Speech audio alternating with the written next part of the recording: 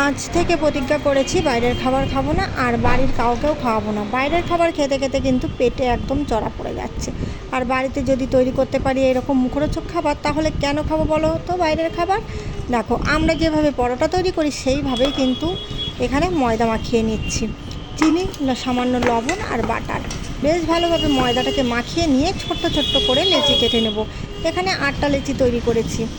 তো বন্ধুরা, মাত্র 2টো ডিম দিয়েই কিন্তু এইরকম মুখরোচক খাবার কিন্তু বাড়িতে বানিয়ে নেব। বাড়ির সকলেই কিন্তু খেতে পারবে। আর এখানে একটা পেঁয়াজ কুচিয়ে নেব, সঙ্গে টমেটো আর থাকছে কাঁচা লঙ্কা। আর 2টো ডিম দেখো ফাটিয়ে নিলাম। ডিমের মধ্যে সামান্য লবণ দিয়ে ডিমটাকে ফাটিয়ে নিচ্ছি। তো তোমরা কিন্তু লেচিগুলো বড় ছোট বিভিন্ন ধরনের তোমরা করতে পারো। আমি একটু মাঝারি সাইজের করে নিলাম। এখানে যেহেতু আমার ছোট্ট একটা এরকম গ্লাস ছিল, গ্লাসের মাপে আমি তৈরি করে নিয়েছি।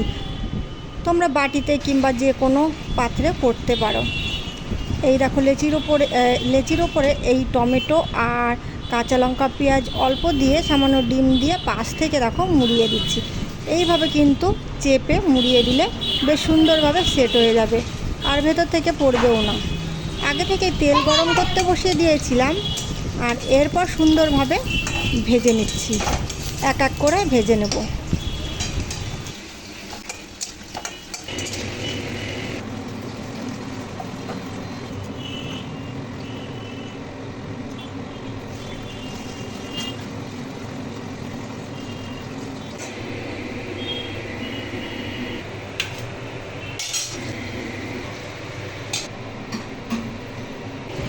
এইভাবে সমস্ত লেচিগুলোর মধ্যে পুর দিয়ে আমি ভেজে নিচ্ছি। তো অল্প আছে ভাজবো, তাহলে কিন্তু ভেতরের পুরগুলো খুব ভালোভাবে সেদ্ধ হয়ে যাবে।